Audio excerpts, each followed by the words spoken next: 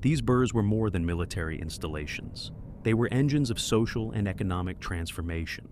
Each was designed to support a permanent population of craftsmen, traders, and administrators. Streets were laid out in regular patterns. Plots were assigned for houses and workshops. Markets were established under royal protection.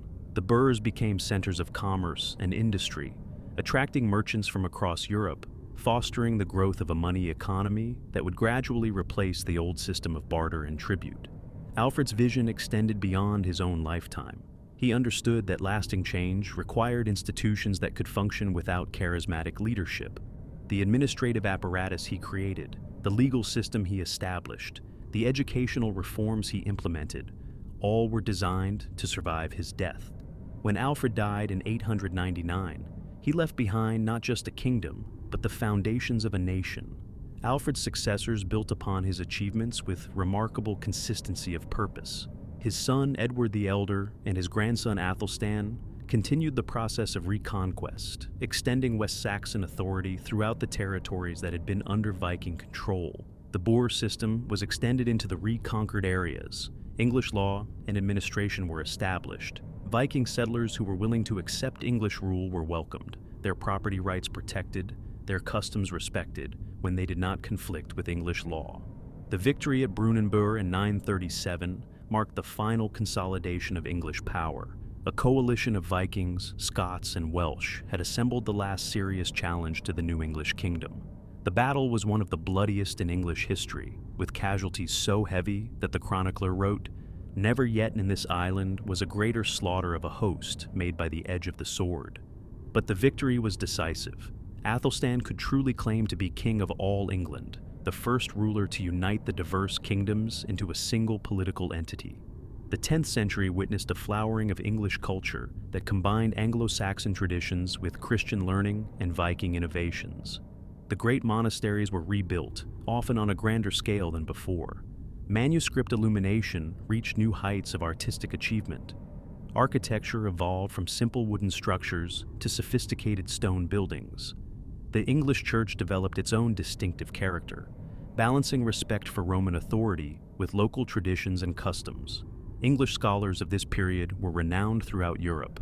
Their reputation for learning was so high that continental rulers regularly recruited English clerics to serve in their courts and schools. English missionaries continued to carry Christianity to pagan lands, while English pilgrims traveled to Rome and Jerusalem, maintaining connections with the broader Christian world. England was no longer an isolated island on the edge of civilization, but a major center of medieval culture. The reign of Edgar the Peaceful, from 959 to 975, represented the culmination of the process that Alfred had begun. Edgar's coronation at Bath in 973 was attended by representatives from across the British Isles. Scottish kings and Welsh princes acknowledged his supremacy. The ceremony itself was carefully designed to emphasize the sacred nature of kingship and the divine sanction for English rule. Edgar's crown became a symbol not just of political power, but of the unity of the English people under God. Yet beneath this apparent success, tensions were building. The very prosperity that England enjoyed made it an attractive target for ambitious neighbors. The unified kingdom was tempting to those who might seize control of its wealth and resources. And across the North Sea, a new generation of Scandinavian rulers was eyeing England with interest, not as a land to raid, but as a kingdom to conquer and rule. Feel your body relaxing now, sinking deeper into rest. The story continues to unfold, century by century. But you are safe here, listening, drifting.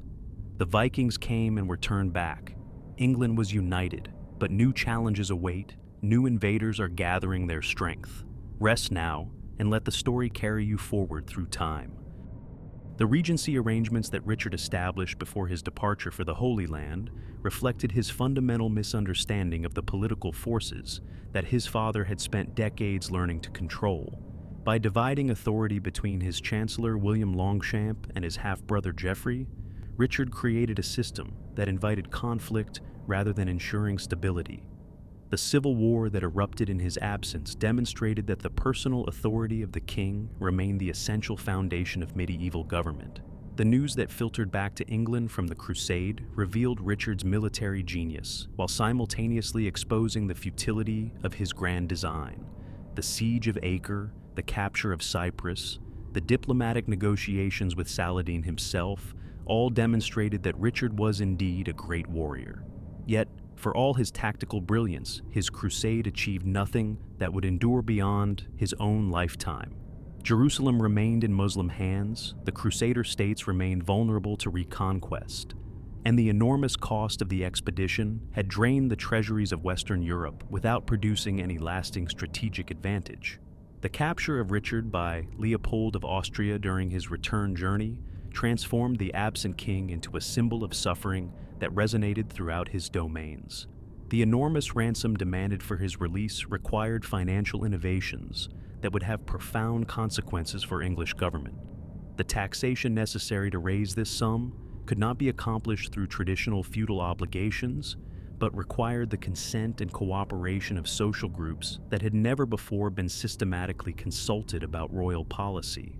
The negotiations that preceded the collection of Richard's ransom marked the beginning of a new relationship between crown and subject that would eventually evolve into parliamentary government. The assemblies that were summoned to approve the extraordinary taxation, the representatives who were called to London to speak for their communities, the arguments that were made about the limits of royal authority and the rights of subjects all established precedents that would be remembered when future kings sought to extract resources from their reluctant people. The England that Richard found upon his return in 1194 was subtly but significantly different from the kingdom he had left 5 years earlier. The administrative system had proven capable of functioning without royal supervision, but it had also demonstrated its capacity for abuse and corruption. The barons who had governed in his absence had learned to exercise power independently, while the common people had discovered that their consent was sometimes necessary for royal policy to succeed. The death of Richard at the siege of Chalus in 1199, struck down by a crossbow bolt while besieging a minor castle for reasons that remain unclear, seemed to epitomize the futility of his entire reign. The king, who had been hailed as the greatest warrior of his age, died pursuing a petty quarrel that had no bearing on the larger interests of his kingdom. His final act of forgiveness toward his killer could not disguise the fact that his death accomplished nothing and solved nothing. The succession of John to the English throne marked the beginning of the most controversial reign in medieval English history. The youngest son of Henry II had spent his entire life in the shadow of his more glamorous brothers, earning the nickname Lackland because his father had struggled to find suitable territories for him to govern. His reputation for treachery, established during Richard's absence on crusade, preceded him to the throne and would color every action he took as king. John's early years as king were dominated by the struggle to maintain control over the Angevin Empire against the increasingly aggressive attacks of Philip Augustus of France. The loss of Normandy in 1204, that catastrophic defeat that cost the English crown its ancestral homeland, was more than a military disaster. It was a psychological blow that shattered the confidence of the Anglo-Norman nobility and forced them to choose between their English and their continental identities. Fall asleep to medieval England, the complete history told like a dream. In the fading light of a world where Rome's eagles no longer cast their shadows across Britain's shores, something extraordinary was about to unfold. The year was 410 AD. As the last Roman legions marched away from these mist-shrouded islands, they left behind not just empty fortresses and abandoned roads, but a vacuum that would reshape the very soul of a nation. Close your eyes now. Let me carry you back through the centuries, back to a time when the world was younger and the future unwritten. Tonight, as you drift towards sleep, I'll guide you through 1,000 years of human dreams and struggles, of kingdoms rising from the ashes and falling like autumn leaves, of ordinary people building something extraordinary from the ruins of an empire. This is the story of medieval England, not merely dates and battles, though we shall encounter both. This is the story of how darkness gave birth to light, how chaos slowly shaped itself into order, how a fractured land of warring tribes became a nation that would one day change the world. Let the weight of the day fall away from your shoulders. Breathe deeply, and let us begin our journey through the mists of time. This was not a rejection of the old worldview, but an extension of it. The pagans had always known that life was brief and death certain. What Christianity offered was hope that there might be something beyond death, that the darkness might not be the end of all things. The warrior values of courage and loyalty were not rejected, but redirected towards serving a heavenly rather than an earthly lord. The generosity that a good king showed to his warriors became the charity that Christians owed to the poor. The poetry that had celebrated heroic deeds now celebrated the deeds of saints. Yet the old ways did not disappear overnight. For generations, many English people lived between two worlds, attending church on Sunday, but still making offerings to the old gods when illness struck or harvests failed. Christian priests might baptize a newborn, but the child would still receive an amulet to ward off evil spirits. A Christian king might build a church, but he would be buried with his weapons just in case the old beliefs were true. The Synod of Whitby in 664 was a crucial moment in resolving the tensions within English Christianity. Here, representatives of the Celtic and Roman traditions met to settle their differences. The questions they debated might seem trivial to modern ears. On what date should Easter be celebrated?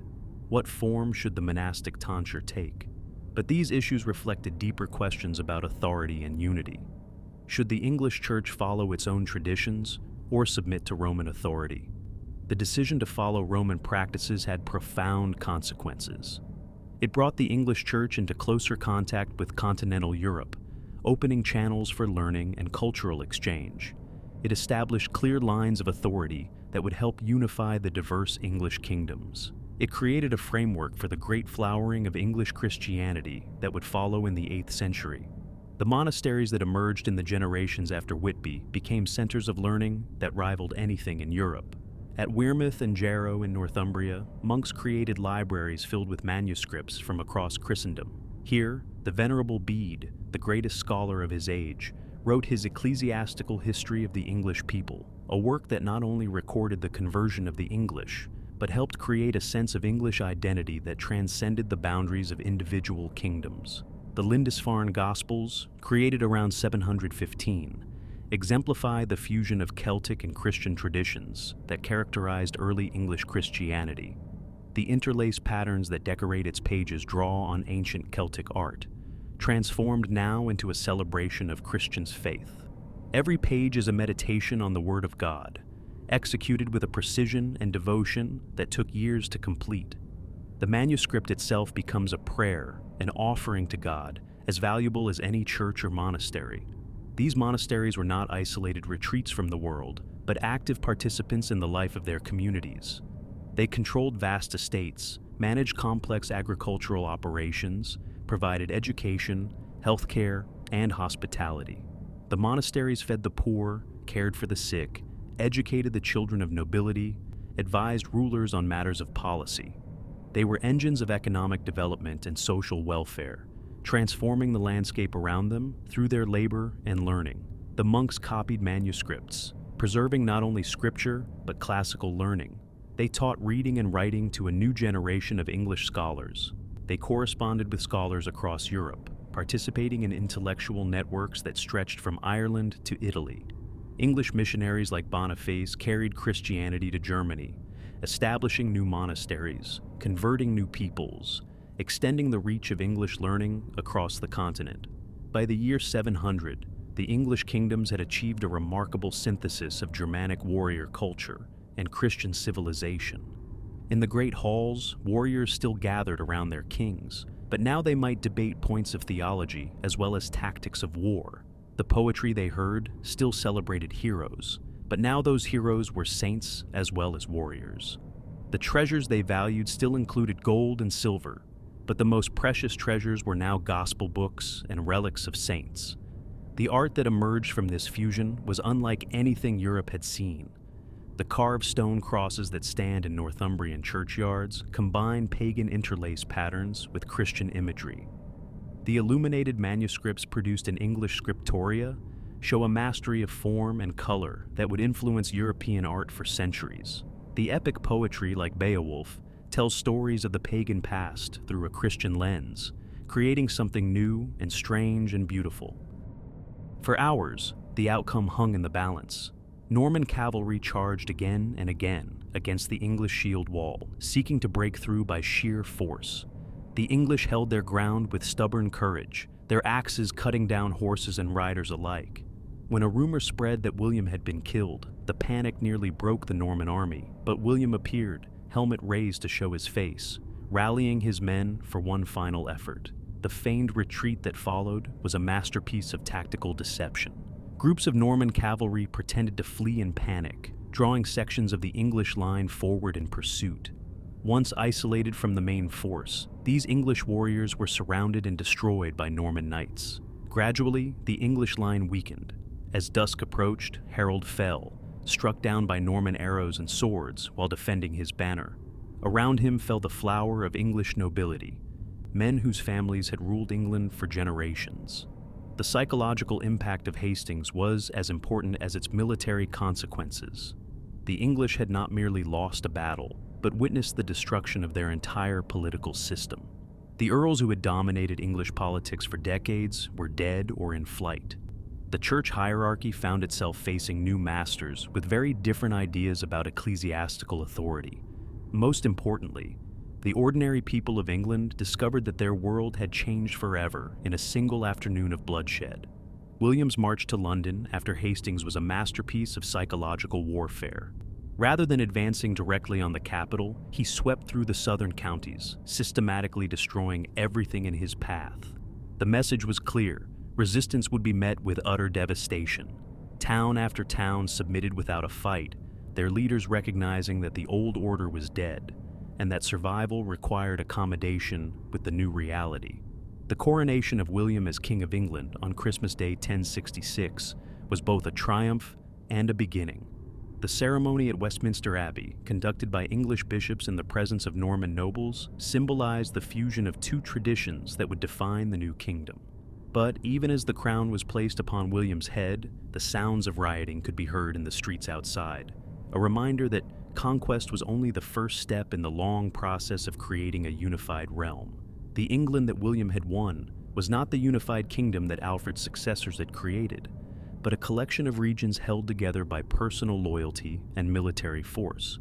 The earls who had submitted after Hastings retained control of their territories, waiting for any sign of weakness that might allow them to reassert their independence. The common people, while not actively rebellious, viewed their new masters with suspicion and fear. Most dangerously, the English church, despite its formal submission, maintained its own traditions and loyalties. The years that followed the conquest would test whether Norman military prowess could create the institutions necessary for lasting rule. The challenge was not merely to govern England, but to transform it, to create a new synthesis of Norman and English traditions that could survive the death of individual kings. The story of how this transformation was achieved, and at what cost, would define the next chapter in English history. In the spring of 1067, while William was absent in Normandy, celebrating his victory and securing his continental domains, rebellion erupted across England like wildfire in a dry forest. The earls who had submitted after Hastings revealed their true intentions, raising their banners and calling upon the English people to cast off the Norman yoke. In the north, Edgar the Atheling emerged from exile to claim the throne that many still considered rightfully his. The revolts were not mere expressions of wounded pride, but carefully coordinated attempts to exploit what appeared to be fatal weaknesses in Norman rule.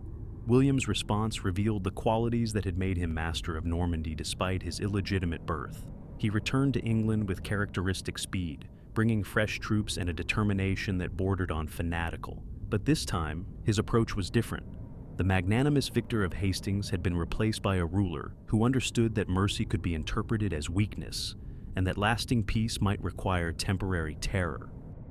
The Domesday Book, that extraordinary survey of English wealth and resources commissioned by William in 1085, reveals the scope of this transformation. For the first time in European history, a medieval kingdom was subjected to systematic accounting that recorded not just the ownership of land, but its value, its population, its productive capacity, and its obligations to the crown. The surveyors who traveled from manor to manor, asking their relentless questions about livestock and plowland, about mills and fish ponds, about villagers and freemen, were creating more than a tax assessment. They were mapping the sinews of a new kind of state.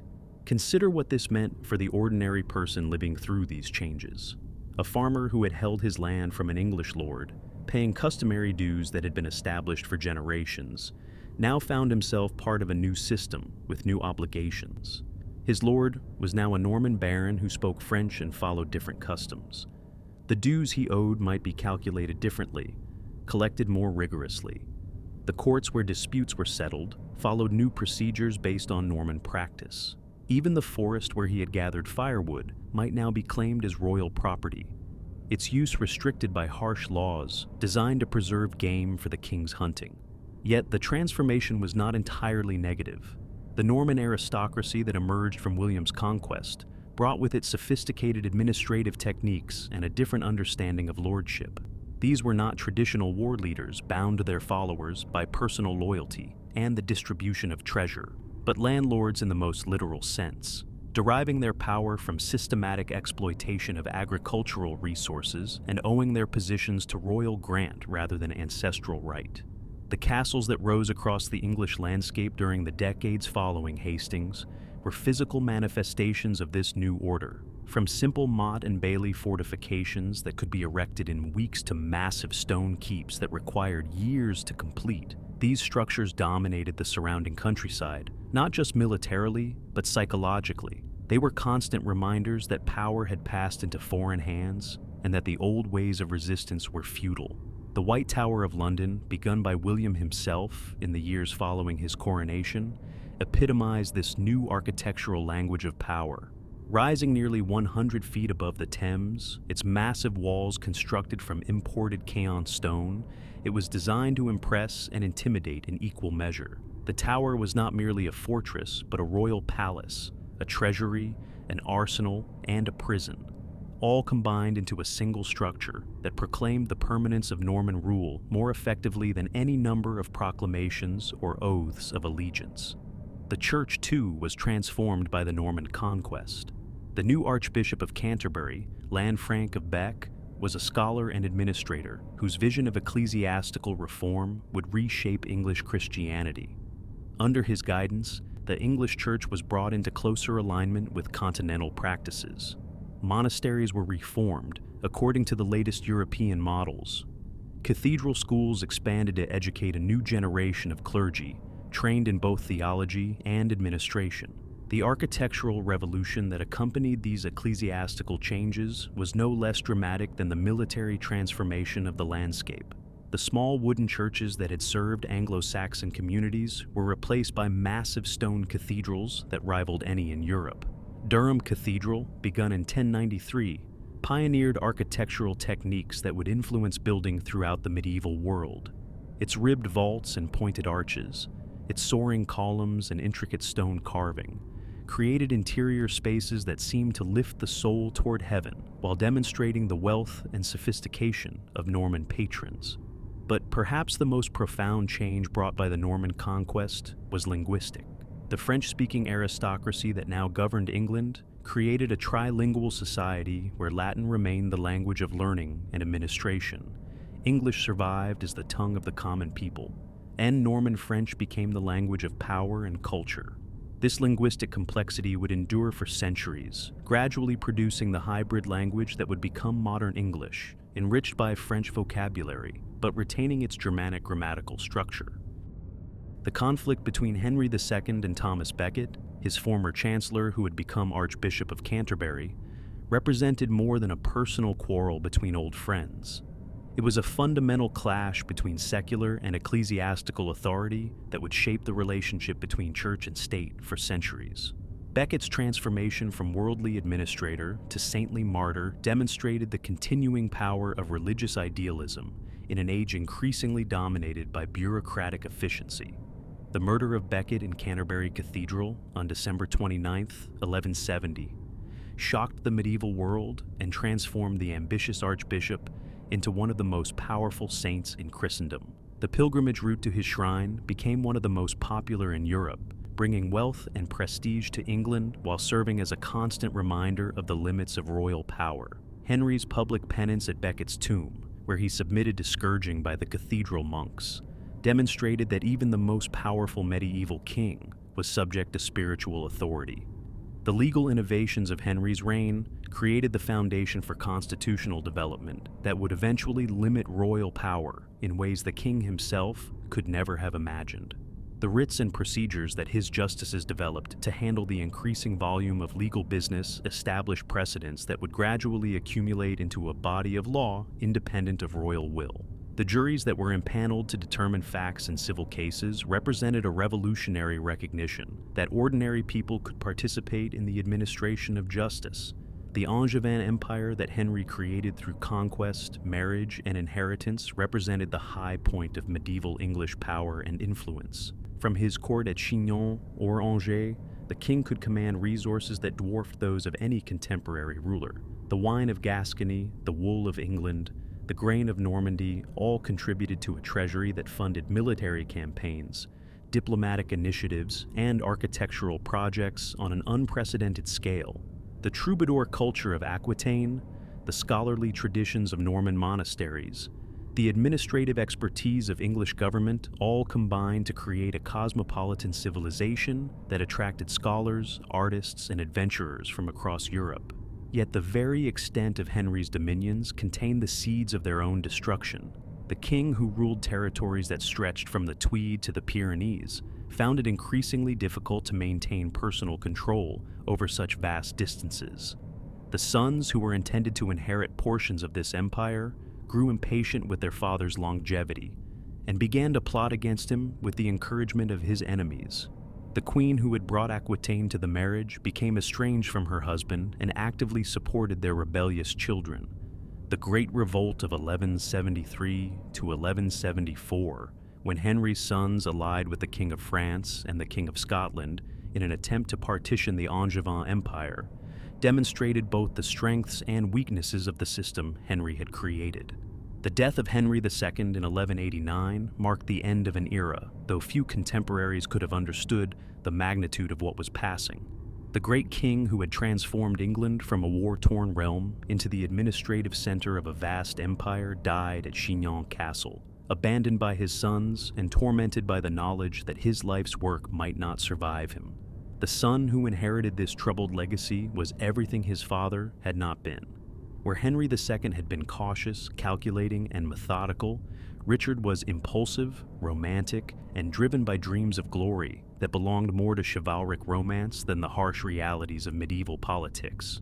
The new king spoke French as his native tongue, had spent most of his life in Aquitaine, and viewed England not as a homeland to be cherished, but as a treasury to be emptied in pursuit of greater adventures. Richard's obsession with the Holy Land and his determination to reclaim Jerusalem from Saladin's armies reflected a fundamental shift in the priorities of European nobility. The crusading movement that had begun nearly a century earlier had evolved from a spontaneous outpouring of religious fervor into a sophisticated international enterprise that combined spiritual motivation with practical politics. The preparations for the Third Crusade consumed the first 2 years of Richard's reign, and demonstrated both the wealth that Henry II's administrative reforms had generated and the fragility of the system that had produced it. The Saladin tithe, that revolutionary tax levied on all movable property to fund the crusade, showed how thoroughly the Norman administrative machine could extract resources from English society. But the resentment this taxation generated revealed the limits of what even the most efficient medieval government could achieve. The legal treatises of Henry de Bracton, building on the foundations laid by earlier scholars, attempted to create a systematic exposition of English law that could serve as a guide for judges and lawyers. The historical chronicles of Matthew Paris and his successors preserved not just a record of events, but interpretations that shaped how future generations would understand their past. The romances and religious poetry that circulated in manuscript form showed that English, not just Latin and French, was becoming a vehicle for serious literary expression.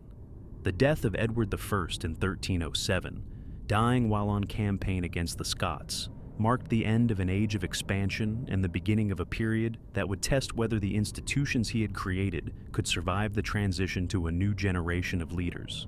The son who inherited his throne, Edward II, possessed none of his father's military skill or political acumen, yet he would face challenges that would have tested even the most capable ruler. The Scottish wars that had seemed nearly won would drag on for decades.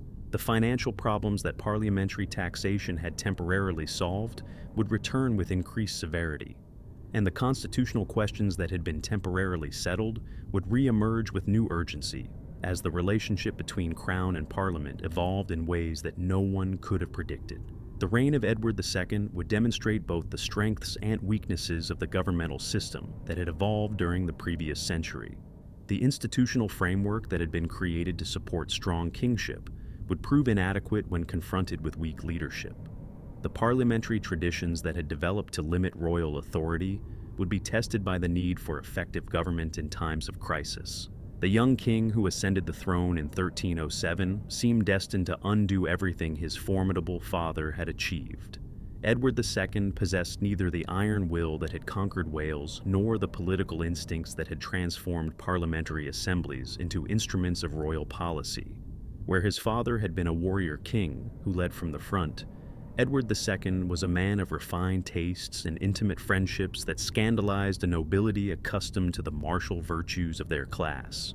The relationship between Edward and Piers Gaveston, the Gascon knight who had been his companion since childhood, became the defining issue of the early years of the reign. The extraordinary honors that the king showered upon his favorite, the influence that Gaveston wielded over royal policy, the contempt that both men showed for the established nobility, all created a crisis that went far beyond personal jealousy or moral disapproval. The ordinances of 1311, imposed upon Edward by his barons much as the provisions of Oxford had been forced upon his grandfather, represented another attempt to limit royal authority through constitutional means. The commission of 21 lords who were empowered to reform the royal household, the requirement that the king seek baronial approval for major appointments, the explicit demand that Gaveston be exiled from the realm, all demonstrated that the English nobility had learned to articulate their grievances in legal and institutional terms. Yet the tragedy of Edward II's reign lay not in his defiance of baronial demands, but in his inability to provide the leadership that the kingdom desperately needed. The Scottish wars that had seemed nearly won under his father's direction collapsed into a series of humiliating defeats that restored Scottish independence and shattered English military prestige. The Battle of Bannockburn in 1314, where Robert Bruce's forces destroyed the largest English army ever assembled, marked not just a military disaster, but a psychological trauma that would haunt English consciousness for generations. The flower of English chivalry, confident in their superiority and their numbers, had been outmaneuvered and destroyed by an enemy they had dismissed as barbarous rebels. The king himself barely escaped with his life, fleeing the battlefield in disgrace while his nobles died, defending the standards he had abandoned. Yet de Montfort's triumph was brief and ultimately tragic. The earl who had fought to limit royal power found himself wielding authority that was hardly less absolute than that of the kings he had opposed. His reliance on foreign mercenaries, his manipulation of popular assemblies, his increasing isolation from moderate opinion, all demonstrated the difficulty of translating constitutional theory into practical governance. His death at the Battle of Evesham in 1265, where he was overwhelmed by the forces of Prince Edward, marked the end of the first great experiment in parliamentary government.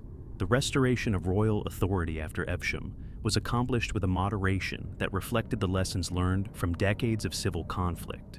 The dictum of Kenilworth, which established the terms for the reconciliation of the rebels, demonstrated that both sides had come to understand the futility of pursuing absolute victory. The reign of Edward I, who succeeded his father in 1272, marked the beginning of a new chapter in English history. The young king who had learned the arts of war in the baronial conflicts of his youth brought to the throne a combination of military skill, administrative competence, and political vision that would transform England into one of Europe's most formidable powers. His conquest of Wales, his intervention continue in Scotland, his legal reforms, and his development of parliamentary institutions would establish patterns of English governance that would endure for centuries. The Welsh wars that occupied much of Edward's attention during the first decades of his reign were more than military campaigns. They were exercises in cultural transformation that would reshape the Celtic periphery of the British Isles. The great castles that Edward built to secure his conquests, from Caernarfon to Conwy, from Harlech to Beaumaris, were not merely fortifications, but symbols of English power designed to overawe the Welsh people and demonstrate the permanence of their subjugation. These castles were architectural marvels that combined the latest developments in military engineering with deliberate aesthetic choices meant to intimidate and impress. Caernarfon Castle, with its polygonal towers and banded masonry deliberately echoing the walls of Constantinople, proclaimed that English power was heir to imperial Rome itself. The speed with which these fortifications were erected, employing thousands of laborers and craftsmen brought from across England, demonstrated the organizational capacity of Edward's government and the resources at his command. The administrative system that Edward imposed upon Wales, with its English laws and English officials, gradually eroded the traditional Celtic customs that had governed Welsh society for centuries. The Statute of Rhuddlan in 1284 formally incorporated Wales into the English legal system, though it made some concessions to Welsh customary law in matters of inheritance and land tenure. Welsh poets would lament for generations the loss of their independence, preserving in their verses memories of a time when Welsh princes ruled their own lands according to their own traditions. The Scottish wars that dominated the later years of Edward's reign proved far more challenging than the Welsh campaigns had been. The death of Alexander III of Scotland in 1286 and the subsequent succession crisis that brought Scotland under English suzerainty seemed to promise an easy extension of Edward's authority northward. But the Scottish nobility's resistance to English rule, symbolized by the rebellion of William Wallace and later Robert Bruce, demonstrated that conquest and governance were very different achievements. The Battle of Stirling Bridge in 1297, where Wallace's forces destroyed an English army by using terrain and tactics that neutralized the advantages of heavy cavalry, shattered the myth of English military invincibility. The execution of Wallace in 1305, carried out with a brutality designed to terrorize the Scots into submission, instead transformed the rebel leader into a martyr whose memory would inspire Scottish resistance for centuries. Robert Bruce's guerrilla campaign, waged from the Scottish Highlands and supported by a population that had learned to hate English rule, proved impossible to suppress despite the enormous resources Edward devoted to the effort. The Battle of Bannockburn in 1314, fought after Edward I's death, but as the culmination of conflicts he had begun, would become the defining moment of Scottish national identity, proof that courage and determination could triumph over superior force. The Age of Parliament and the flowering of England. The minority of Henry III, which lasted until 1227, provided the breathing space necessary for English institutions to recover from the trauma of John's reign. The slow process of rebuilding royal authority, the careful restoration of diplomatic relations with continental powers, the gradual healing of the wounds that civil war had inflicted on English society, all demonstrated the resilience of the political system that the Normans had created and that the Angevins had refined. As Henry III approached his majority and prepared to assume personal control of government, the England he inherited was profoundly different from the kingdom that his great-grandfather Henry II had ruled. The loss of the continental territories had forced the English nobility to identify more closely with their island home. The financial pressures of constant warfare had created new forms of political consultation that would eventually evolve into parliamentary government. The legal innovations of the Angevin period had created a system of common law that transcended local custom. The administrative machinery of the crown had proven capable of functioning even in the absence of effective royal leadership. The personal rule of Henry III began with promise, but quickly revealed the contradictions that would define his long and troubled reign. The king possessed genuine piety, refined artistic taste, and sincere devotion to his subjects' welfare. Yet he lacked the practical political skills that effective medieval kingship required. His love of magnificence led him to embark on architectural projects that rivaled those of the greatest continental monarchs, while his generosity to foreign relatives and favorites created resentments that would poison his relationship with the English nobility for decades. The rebuilding of Westminster Abbey, Henry's greatest architectural achievement, exemplified both his vision and his limitations. The soaring Gothic arches, the intricate stone tracery, the jewel-like stained glass windows that transformed the ancient Saxon church into a monument worthy of European admiration, all demonstrated the cultural sophistication that English civilization had achieved. Yet the enormous cost of this project, funded through taxation that pressed heavily upon an already burdened population, revealed the king's inability to balance aesthetic ambition with political reality. The provisions of Oxford, imposed upon Henry by his barons in 1258, represented a revolutionary attempt to limit royal authority through institutional reform rather than personal constraint. The Council of 15 Nobles, who were empowered to oversee royal policy, the requirement that the king consult with his subjects before making major decisions, the establishment of regular meetings to review governmental actions, all created a framework for constitutional monarchy that was centuries ahead of its time. Yet the provisions also revealed the fundamental tension between effective government and popular control that would haunt English politics for generations. The barons who sought to limit royal power often proved as arbitrary and self-interested as the kings they opposed. The councils that were established to advise the monarch frequently became paralyzed by factional disputes. The regular meetings that were intended to ensure accountability sometimes degenerated into forums for airing personal grievances rather than addressing national concerns. The civil war that erupted when Henry attempted to overthrow the provisions brought to prominence one of the most remarkable figures in medieval English history. Simon de Montfort, Earl of Leicester, was a French nobleman who had married into the royal family and gradually transformed himself into a champion of English constitutional rights. His evolution from royal favorite to revolutionary leader reflected the broader changes that were transforming English society as men, who had once defined themselves primarily through personal loyalty to the crown, began to articulate concepts of national identity and popular sovereignty. The Battle of Lewes in 1264, where de Montfort's forces defeated the royal army and captured both Henry III and his son, Edward, marked the temporary triumph of constitutional principles over royal absolutism. The parliament that de Montfort summoned in 1265, which included not only nobles and clergy, but also representatives from the towns and shires, established precedents that would eventually evolve into the House of Commons.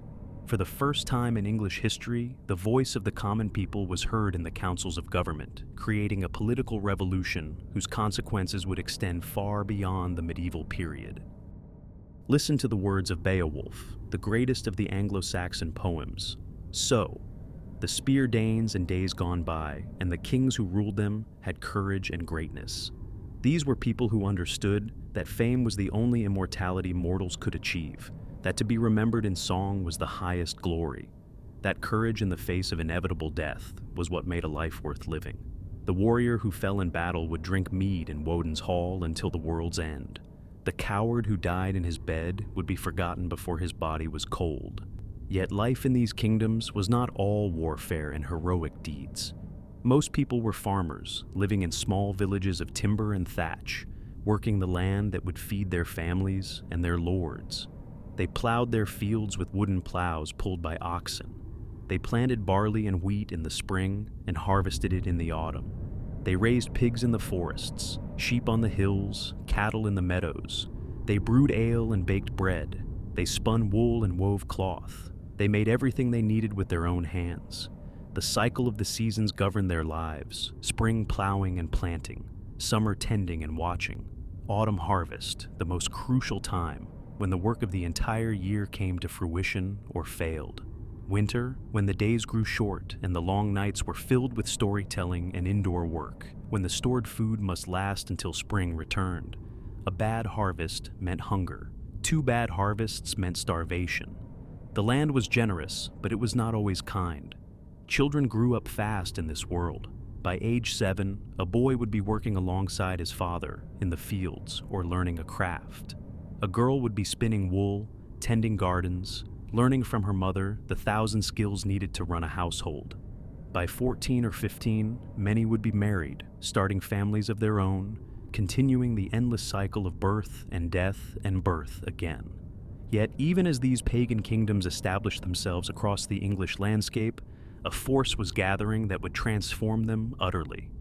In the monasteries of Ireland and Scotland, Christian monks had preserved not only the Gospels, but much of the learning of the ancient world. They had copied manuscripts, studied scripture, developed a distinctive form of Christianity that emphasized personal devotion and missionary zeal. And now they were preparing to bring their faith south into pagan England. The story of English Christianity begins, in many ways, on the island of Iona off the coast of Scotland. Here, the monk Columba had established a monastery that became a beacon of learning in a darkening world. From Iona, missionaries set out to carry the gospel to the pagans. In 563, Columba himself traveled to Scotland to preach to the Picts. His successors would continue his work, moving gradually southward into the English kingdoms. But Christianity would come to England from another direction as well. In 597, Pope Gregory the Great sent a mission to England led by a monk named Augustine. Landing in Kent, where King Ethelbert had married a Christian Frankish princess, Augustine found a kingdom already softened toward the new faith. Ethelbert himself converted, becoming the first Christian English king. Augustine became the first Archbishop of Canterbury, establishing a see that would remain the center of English Christianity for the next 14 centuries. The conversion of the English was not a simple matter of replacing one set of beliefs with another. It was a long, complex process of negotiation and synthesis. The missionaries who came to preach found sophisticated societies with their own traditions of law, poetry, and craftsmanship. They could not simply demand that all this be abandoned. Instead, they had to present Christianity in ways that resonated with existing values while gradually transforming those values from within. Consider the story of King Edwin of Northumbria, one of the most powerful English kings of the early 7th century.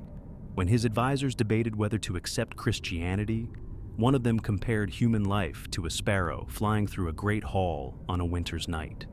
The bird emerges from the darkness outside, enjoys a brief moment of warmth and light as it flies through the hall, then disappears back into the darkness. What lies beyond that darkness, the advisor suggested, no one knows. If Christianity can tell us what lies beyond the darkness, perhaps we should listen. The legacy of medieval England. As we reach the end of our journey through nearly 1,000 years of English history, we can see how the threads of this great tapestry have been woven together. The Anglo-Saxon kingdoms that emerged from the ruins of Roman Britain, the Norman conquest that transformed English society, the Angevin Empire that stretched from Scotland to the Pyrenees, the constitutional developments that limited royal power, the cultural flowering that produced Chaucer and the great cathedrals, the military triumphs that made England a European power, the civil wars that tested every institution, all contributed to the creation of a civilization that would eventually spread across the globe. The England that Henry VII inherited in 1485 was no longer the feudal kingdom of William the Conqueror or the personal domain of Henry II, but a nation-state with sophisticated governmental institutions, a distinctive cultural identity, and a sense of historical destiny that would drive future expansion and achievement. The parliament that had evolved from medieval assemblies would eventually become the mother of democratic institutions worldwide. The common law that had emerged from Anglo-Saxon custom and Norman efficiency would spread throughout the English-speaking world. The language that had absorbed influences from Latin, French, and Germanic sources would become the vehicle for a literature that would be read and admired wherever human beings sought to understand the complexities of existence.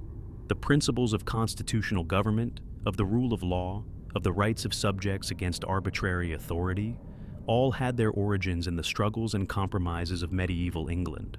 The story of medieval England is ultimately the story of how a collection of warring tribes became a unified nation, how feudal relationships evolved into constitutional government, how local customs developed into universal principles of law and justice.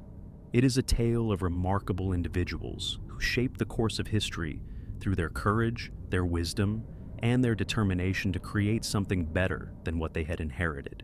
But it is also the story of ordinary people, farmers and craftsmen, merchants and soldiers, monks and mothers, who built the foundations of modern civilization through their daily labor and their willingness to defend the institutions that protected their rights and freedoms.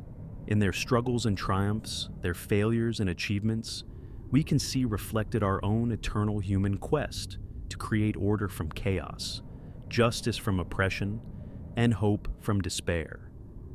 As sleep finally claims you completely, Remember that the medieval world was not a distant realm existing in romantic isolation, but the foundation upon which our modern world was built. The freedoms we enjoy, the laws that protect us, the institutions that govern us, all trace their origins back to those misty centuries when England was young and the future was being written in the deeds of men and women whose names still echo through the halls of history. The medieval age has ended, but its legacy endures forever, carried forward by succeeding generations who build upon the foundations that their ancestors laid with such courage and determination. The mists of time may obscure the details of individual lives, but the great themes of human aspiration and achievement that defined medieval England continue to inspire and guide us as we face the challenges of our own age. In the end, that is perhaps the greatest gift that the medieval world has given us, the knowledge that ordinary people can achieve extraordinary things when they are united by common purpose and sustained by unshakable faith in the possibility of human progress. Rest now in peace, knowing that the story continues, that the wheel of time turns ever onward, that each generation adds its own chapter to the endless tale of human civilization. The night grows deep, the stars wheel overhead, and England sleeps. But the dreams that were born in those ancient halls, the hopes that were kindled in those candlelit churches, the courage that was forged in those desperate battles, these live on, imperishable, eternal, lighting the way forward for all who come after. Sleep well, traveler through time. The journey is complete, the story is told, and somewhere, in the depths of the English countryside, where ancient stones still stand and old roads still lead to forgotten places, the ghosts of medieval England keep their eternal watch, waiting for the dawn of a new day, waiting for the next chapter of the story to begin. Fade into silence, fade into sleep, fade into dreams of a world that was and worlds yet to come. The Viking Age and Alfred the Great. The Vikings who descended upon England in the late 8th century were not mindless barbarians, but sophisticated warriors and traders from a complex society. In their homelands of Scandinavia, they were farmers and craftsmen, poets and explorers. They built magnificent halls and seaworthy ships. They composed intricate poetry and followed detailed legal codes. They were master metalworkers and skilled navigators. But they were also raiders who viewed warfare and plunder as honorable professions, ways for young men to win wealth and fame. The ships that carried them were marvels of engineering, long and narrow, with shallow drafts that allowed them to navigate rivers as easily as open ocean. These vessels could land on any beach, sail up any stream, powered by oars when the wind failed and a single square sail when conditions were favorable. They were faster than anything the English could deploy against them. Decorated with carved dragon heads at prow and stern, they must have seemed like monsters rising from the sea. For the first generation, Viking attacks remained seasonal raids. In spring and summer, when sailing conditions were favorable, the longships would appear along the coasts and rivers, striking monasteries and villages, seizing treasure and captives, then vanishing before local forces could respond. The raiders knew that monasteries contained the greatest concentrations of portable wealth in English society. Gold and silver altar vessels, jeweled reliquaries, illuminated manuscripts with covers of precious metals, all were easily seized and carried away. And the monks themselves were valuable as slaves or for ransom. The psychological impact of these raids was enormous. Monasteries had been safe havens, places where the most vulnerable members of society, those who had dedicated themselves to prayer and learning, could live without fear. The desecration of these holy places shattered that sense of security. Monks began hiding their treasures, burying them in the ground, hoping to preserve them for better times. Some of these hoards have been discovered by archaeologists, silent testimony to the fear that gripped Christian England. But in the mid-9th century, the nature of Viking activity began to change. What had been seasonal raiding evolved into permanent occupation. In 865, a massive force that the chronicles called the Great Heathen Army landed in East Anglia. Led by legendary figures like Ivar the Boneless and Halfdan, this was not a raiding party, but an army of conquest. The Vikings had come not just to plunder, but to settle, to carve out kingdoms of their own from English lands. The Great Heathen Army moved through England like a destroying angel, Kingdom after kingdom fell before it. East Anglia was conquered, its King Edmund killed, later to be venerated as a martyr. Northumbria collapsed, its once great monasteries abandoned or destroyed. Mercia, the mightiest of the English kingdoms, was divided, its eastern portion given to Viking settlement. By 870, only one English kingdom still maintained its independence, Wessex in the southwest. The young king who would save Wessex and eventually all of England was Alfred, who ascended the throne in 871. He inherited a kingdom on the brink of destruction, its armies exhausted, its people demoralized, its churches in ruins. Yet Alfred possessed qualities that his predecessors had lacked. He understood that defeating the Vikings required more than winning battles. It required transforming English society, creating institutions that could survive beyond any individual ruler's lifetime. The darkest moment of Alfred's reign came in January 878. The Viking leader Guthrum launched a surprise winter attack on Chippenham, where Alfred was celebrating the Christmas feast. The assault was so sudden and overwhelming that Alfred barely escaped with his life. He fled into the Somerset marshes with only a handful of followers, reduced from a king to a fugitive, hiding in the wilderness while Viking forces ravaged his kingdom. For weeks, perhaps months, the future of England hung in the balance. If Alfred had given up, if he had fled across the sea to seek refuge in Francia, Wessex would have fallen, and the Viking conquest of England would have been complete. The English would have become a subject people, their language and culture gradually absorbed into the Scandinavian world. But Alfred did not give up. From his refuge in the marshes, he began to organize resistance. But the economic forces that the plague had unleashed proved stronger than any legislation could contain. Landlords who had relied on customary labor services found their tenants demanding wages for work their ancestors had performed for free.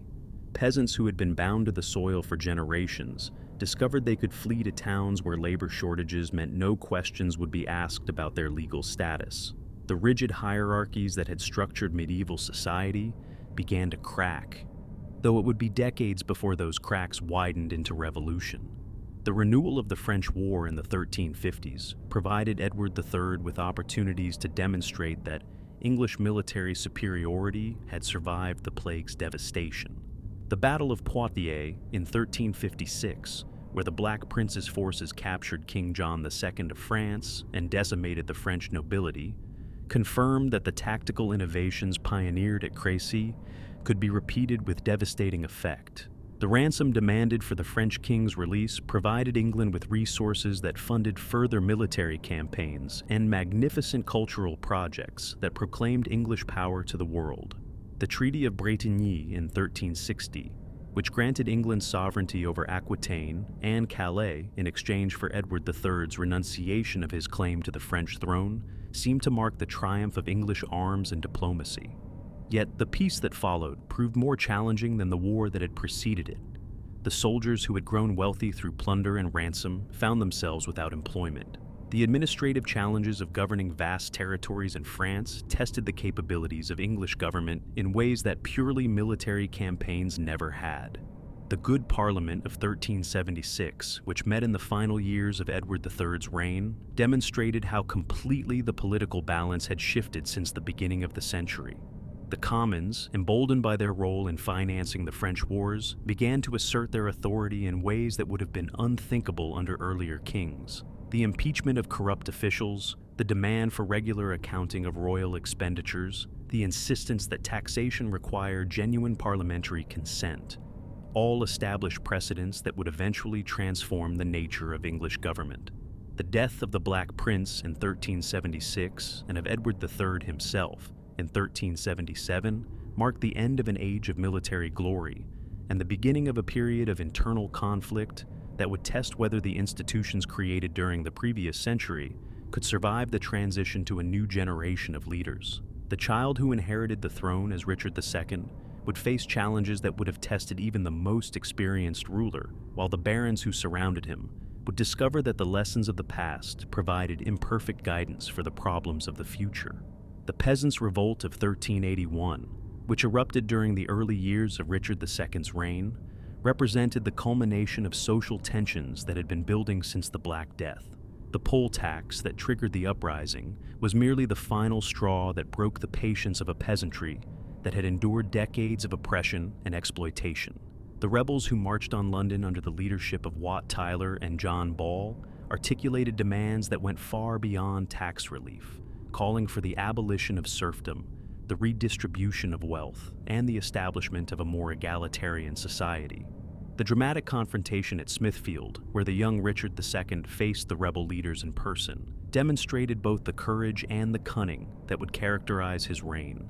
The king's promise to grant the rebels' demands, his apparent sympathy for their grievances, his willingness to risk his own safety to prevent further violence, all created a legend that would inspire future generations. Yet the brutal suppression of the revolt that followed, the execution of its leaders, the restoration of the old order, all revealed that even the most dramatic gestures of royal sympathy could not overcome the fundamental inequalities of medieval society. When Henry died in 1135, allegedly from eating a surfeit of lampreys, the carefully constructed system of government that he had spent decades building began to unravel with shocking speed. Stephen of Blois, Henry's nephew and one of his most trusted advisors, seized the throne through a combination of rapid movement and strategic bribery. The barons who had sworn to support Matilda's succession found convenient excuses to transfer their allegiance to a male claimant who promised to respect their traditional privileges. The civil war that followed, known to contemporaries as the Anarchy, represented more than a simple succession dispute. It was a fundamental crisis of the Norman system that revealed the contradictions inherent in a government that combined feudal personal relationships with bureaucratic administrative procedures. The barons who had been transformed into efficient administrators during Henry's reign rediscovered their warrior roots, building private castles, raising personal armies, and carving out independent domains from the wreckage of royal authority. The landscape of England during the Anarchy was transformed by violence on a scale not seen since the Norman conquest itself.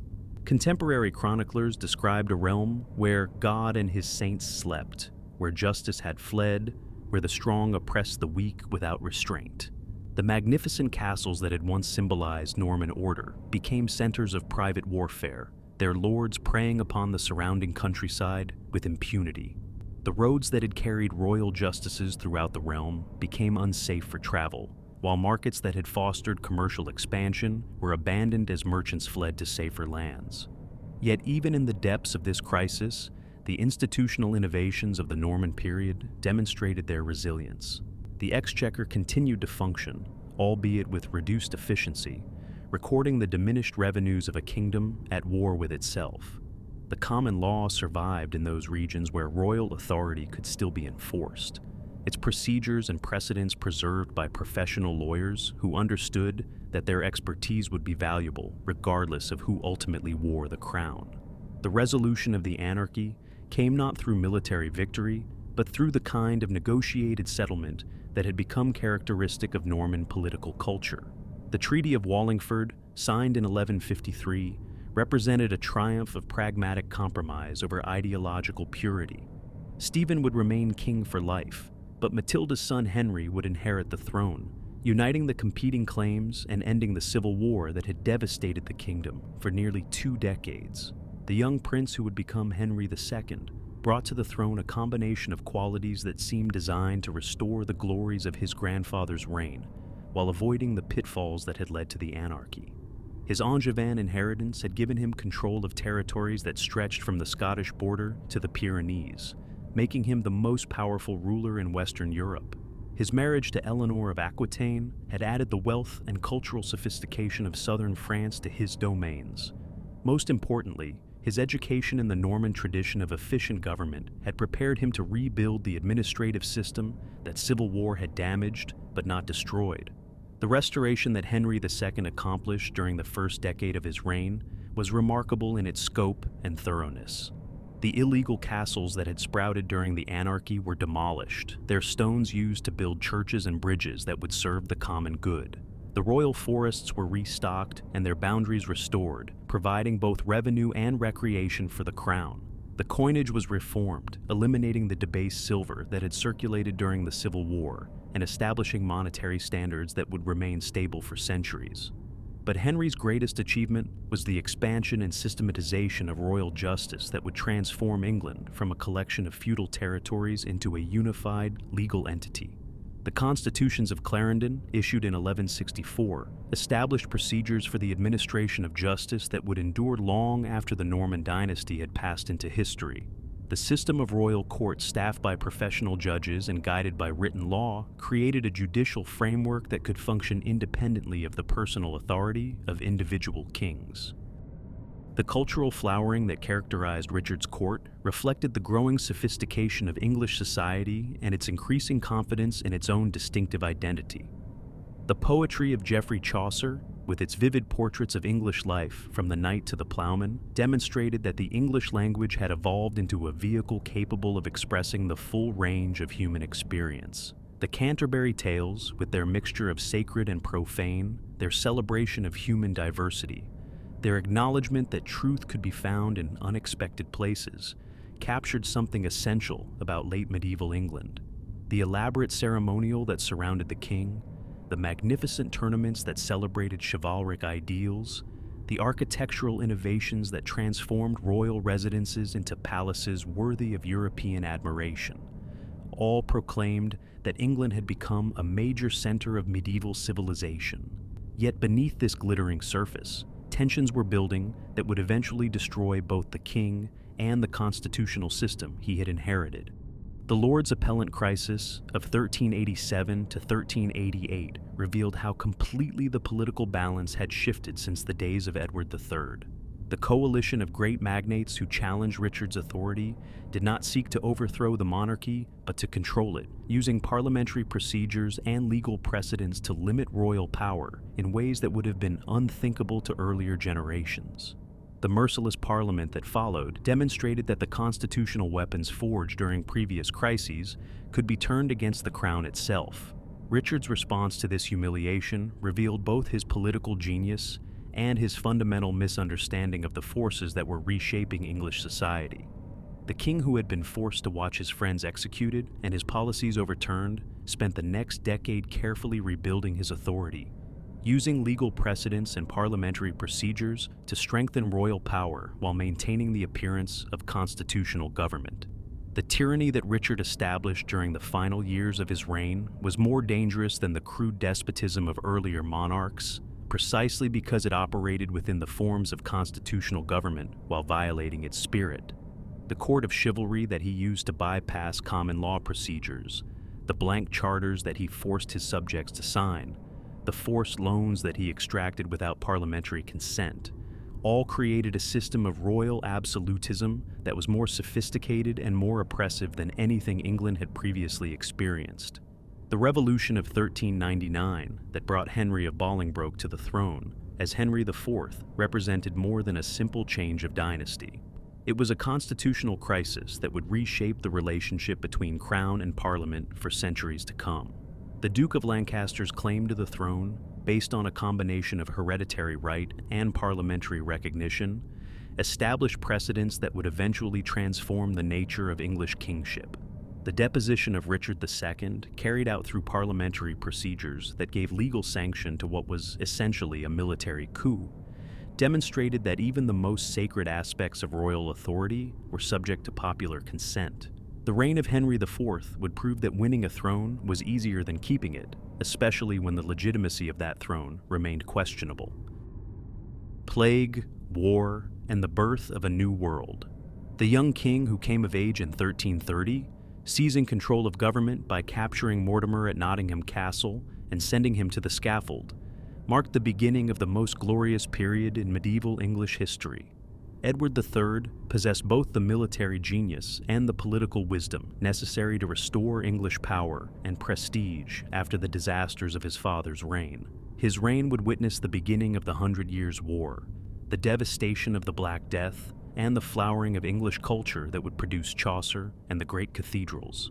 The Battle of Halidon Hill in 1333, where Edward III's forces crushed a Scottish army and restored English dominance over the Northern Kingdom, demonstrated that the military disasters of his father's reign had been the result of incompetent leadership rather than any fundamental weakness in English military organization.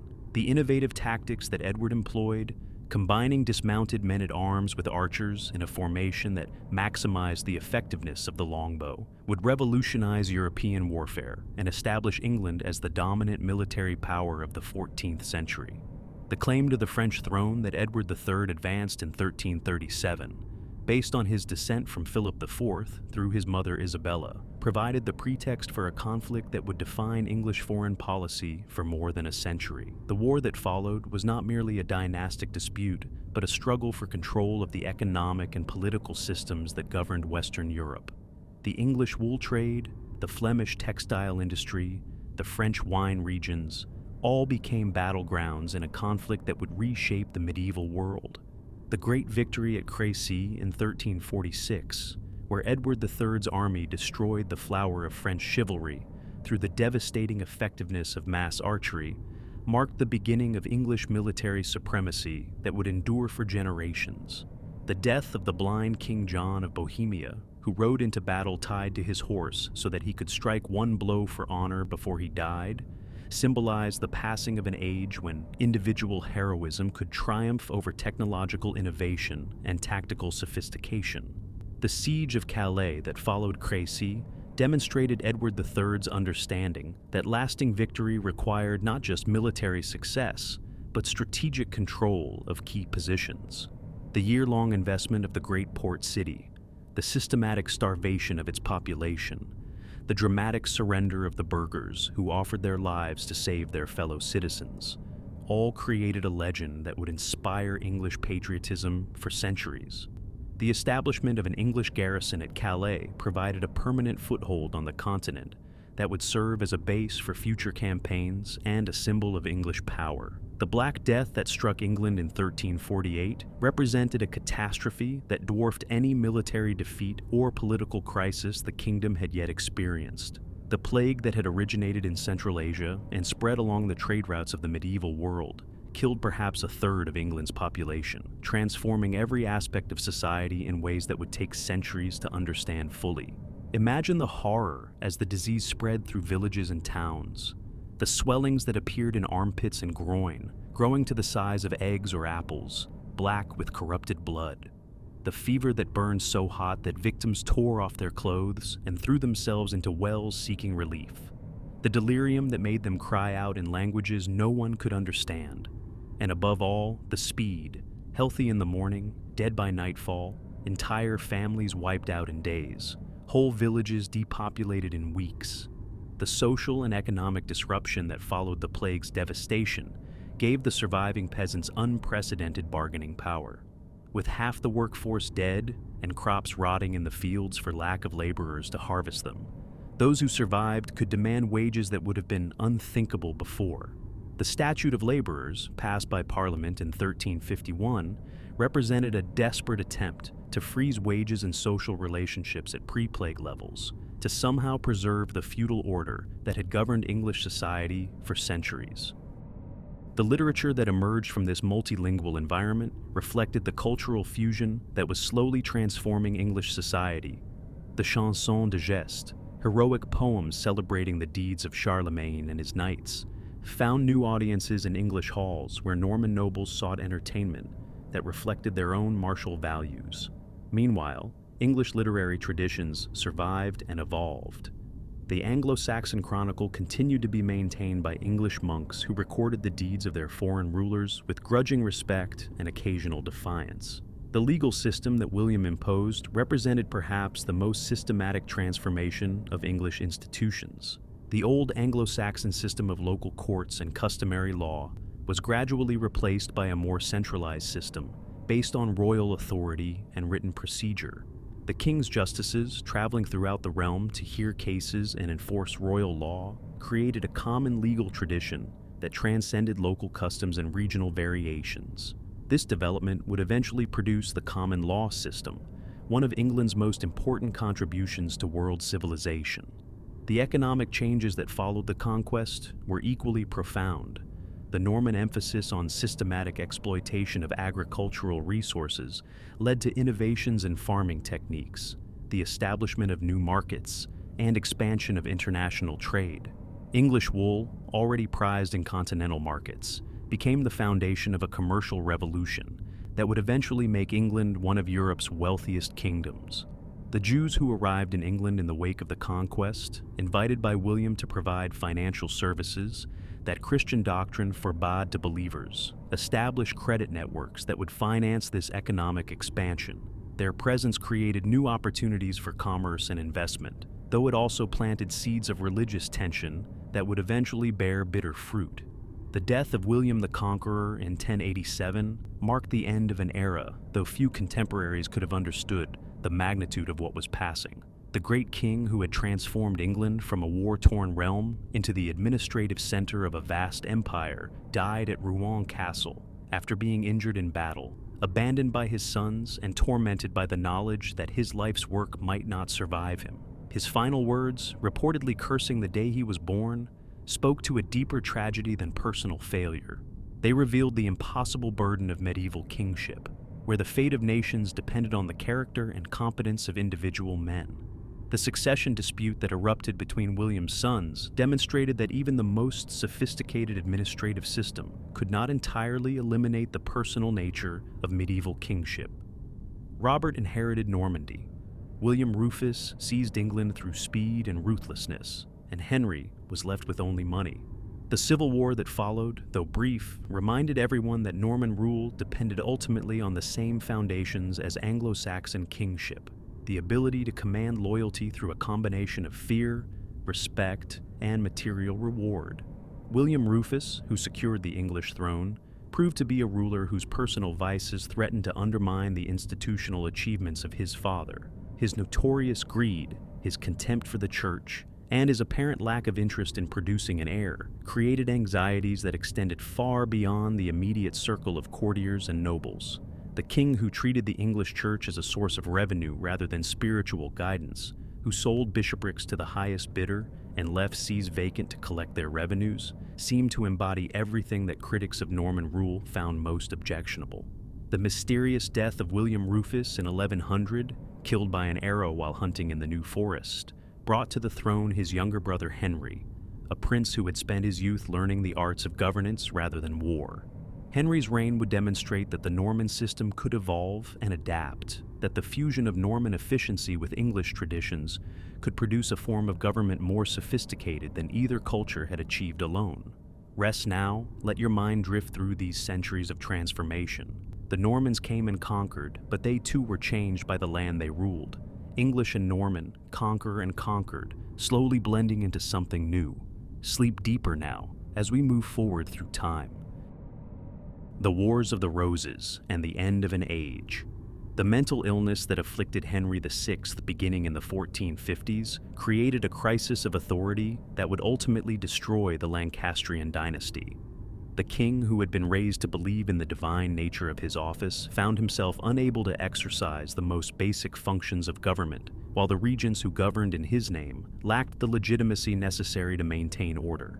The factional conflicts that erupted as various nobles competed for control of the helpless king gradually escalated into the civil war that would be remembered as the Wars of the Roses.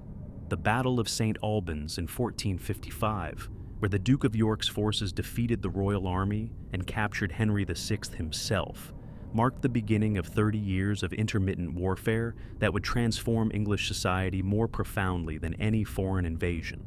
The conflict that followed was not merely a dynastic dispute, but a struggle between competing visions of English government, as the Yorkist and Lancastrian parties articulated different theories about the nature of royal authority and the rights of subjects. The deposition of Henry VI in 1461 and the coronation of Edward IV as king demonstrated that the precedents established during the Revolution of 1399 could be repeated whenever circumstances demanded. The young Yorkist king who claimed the throne through a combination of military victory and hereditary right represented a new generation of English rulers who understood that successful monarchy required not just traditional legitimacy, but popular support. The administrative reforms that Edward IV implemented, the commercial policies that he pursued, the cultural patronage that he provided, all showed that the English monarchy was adapting to the changing realities of late medieval society. The expansion of royal authority, the development of more efficient administrative procedures, the establishment of new sources of royal revenue, all demonstrated that lessons had been learned from the failures of the previous generation. The restoration of Henry VI in 1470 and his second deposition in 1471 revealed how completely the old certainties about royal authority had been shattered.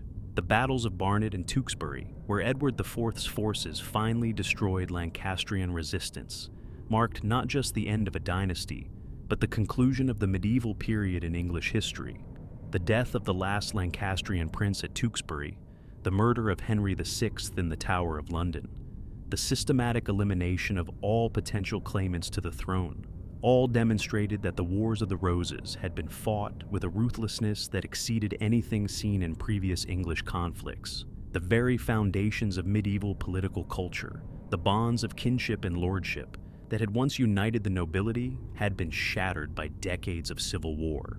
The brief reign of Edward V in 1483 and his mysterious disappearance in the Tower of London created the final crisis of the medieval period. The usurpation of Richard III, justified through claims about the illegitimacy of his predecessor's children, demonstrated that the constitutional principles established during previous centuries could still be manipulated by ruthless individuals who understood the weaknesses of the system. The rebellion that erupted against Richard's rule, the invasion of Henry Tudor, the Battle of Bosworth Field, where the last Plantagenet king died fighting for his crown, all marked the end of the medieval age and the beginning of a new era. When Richard III fell at Bosworth in 1485, struck down by men who had once been his allies, he took with him not just his own dynasty, but the entire world of medieval kingship. The crown that was placed on Henry VII's head on the battlefield, retrieved from a thorn bush where it had fallen, symbolized the emergence of a new kind of monarchy, one that would derive its authority not from ancient bloodlines or feudal obligations, but from administrative efficiency, commercial prosperity, and the consent of Parliament. The speed with which Edward II's regime collapsed revealed how completely it had lost the support of the English people. The king, who had once commanded the resources of the wealthiest kingdom in Europe, found himself abandoned by his own servants, pursued by his own subjects, reduced to a fugitive in his own realm. The capture of Edward and the Despensers at Neath Abbey in November 1326 marked the end of one of the most disastrous reigns in English history. The deposition of Edward II in 1327 required constitutional innovations that had no precedent in English law. The parliament that was summoned to witness the king's abdication included not just the traditional estates of nobles and clergy, but representatives from every level of society, creating an assembly that could claim to speak for the entire English people. The articles of accusation that were read against the king, the formal renunciation of allegiance that followed, the recognition of his infant son as king, the new monarch, all established procedures that would be remembered when future generations faced similar crises. The murder of Edward II at Berkeley Castle in September 1327, carried out on the orders of Roger Mortimer with the probable connivance of Queen Isabella, demonstrated that even the most elaborate constitutional procedures could not entirely eliminate the role of violence in medieval politics. The manner of the king's death, allegedly killed by a red-hot poker thrust into his bowels, was designed to leave no external marks while inflicting maximum agony. The symbolism was unmistakable. The king who had violated the natural order through his unnatural relationships had suffered a punishment that reflected the horror of his crimes. Let your breathing slow. Let your body sink deeper into the softness beneath you. The story grows darker here, as stories sometimes must, but dawn always follows the longest night. Rest now, as we move forward through centuries that will test England as never before. The Norwegian invasion materialized first, in September 1066. Hardrada's fleet of 300 ships appeared in the Humber estuary, carrying perhaps 15,000 battle-hardened warriors. Their initial success was devastating, crushing the forces of the northern earls at the Battle of Fulford. Yorkshire's nobility was killed or captured, leaving the north defenseless before the invaders. Harold's response was a masterpiece of speed and organization. Within days of receiving news of the invasion, he had assembled an army and was marching north at a pace that astonished contemporaries. His forced march covered 200 miles in less than a week, an extraordinary feat for a medieval army.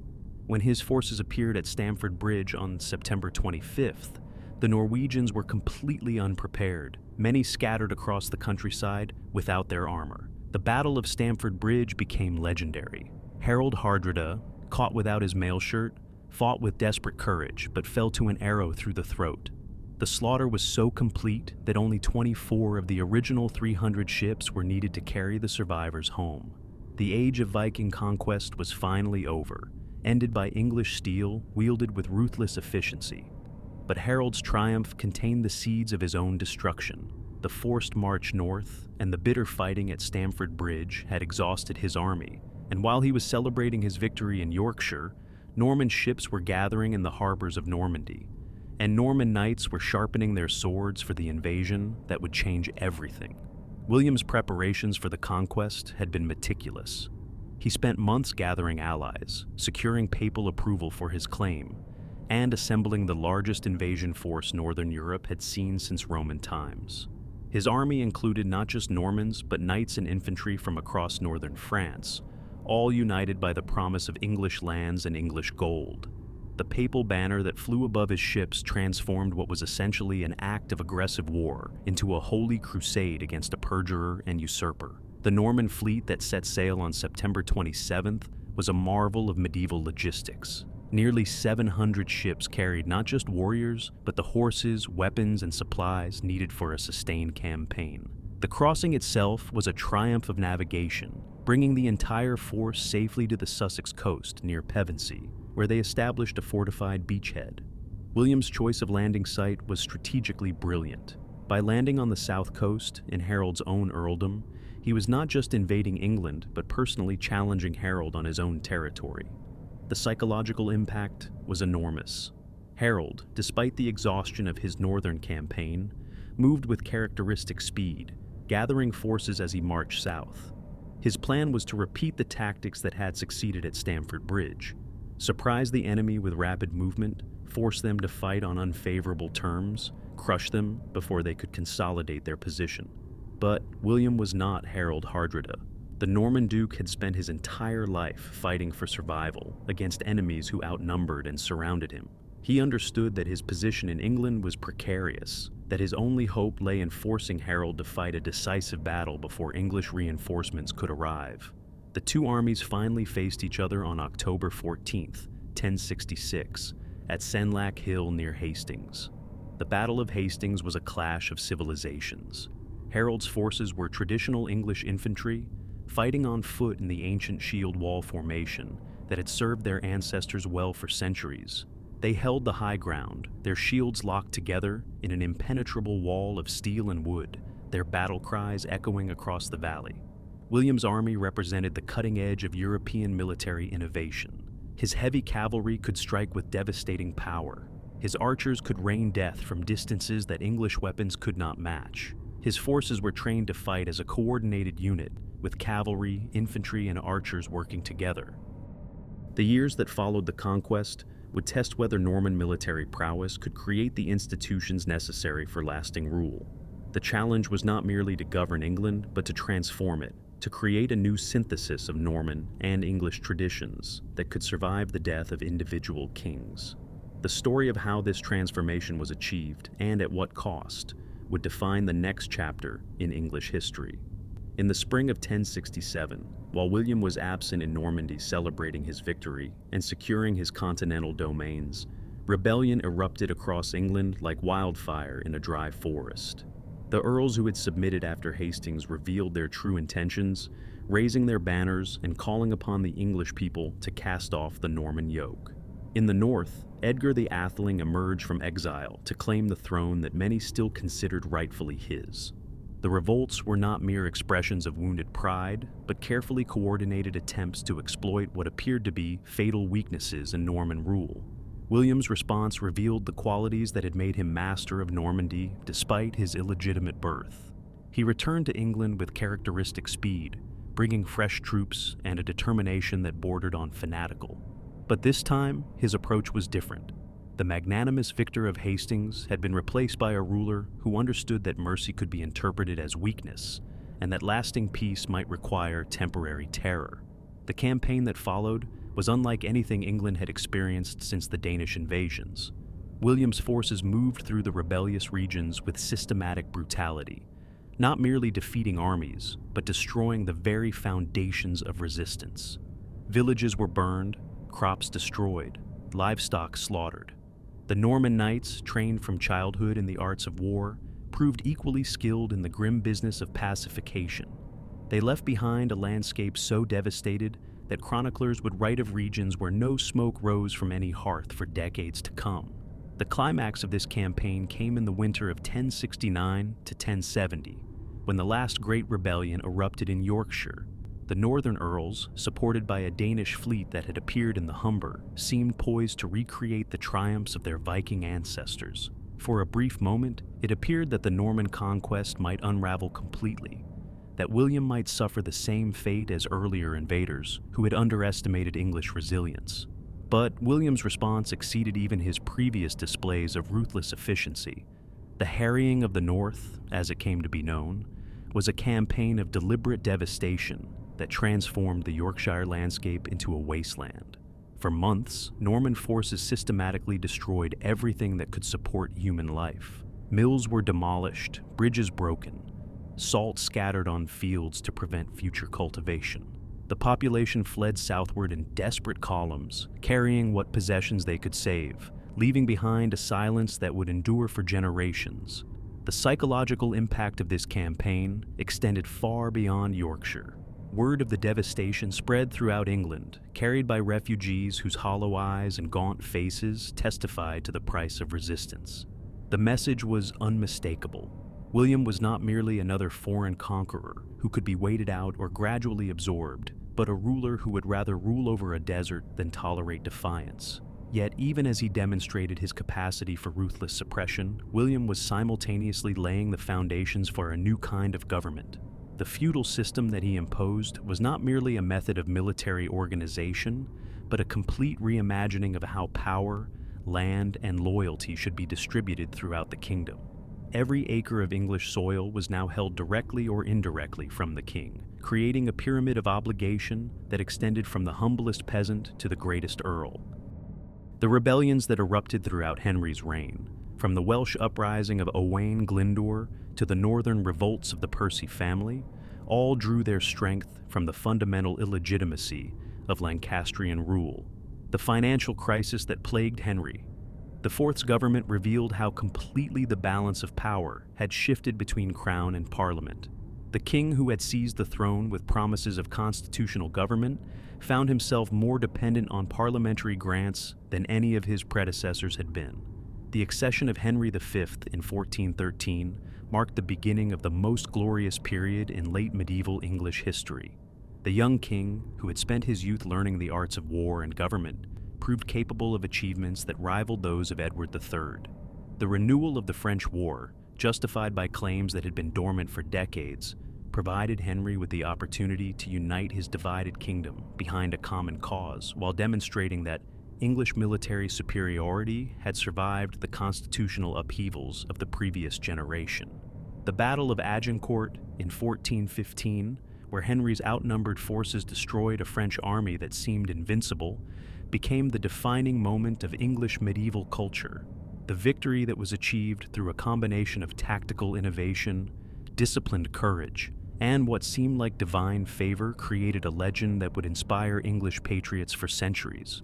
The longbowmen who stood their ground against charging knights, the dismounted men-at-arms who fought with desperate valor, the king himself who shared the dangers of his humblest soldier, all became symbols of English greatness that transcended the immediate military consequences of the battle.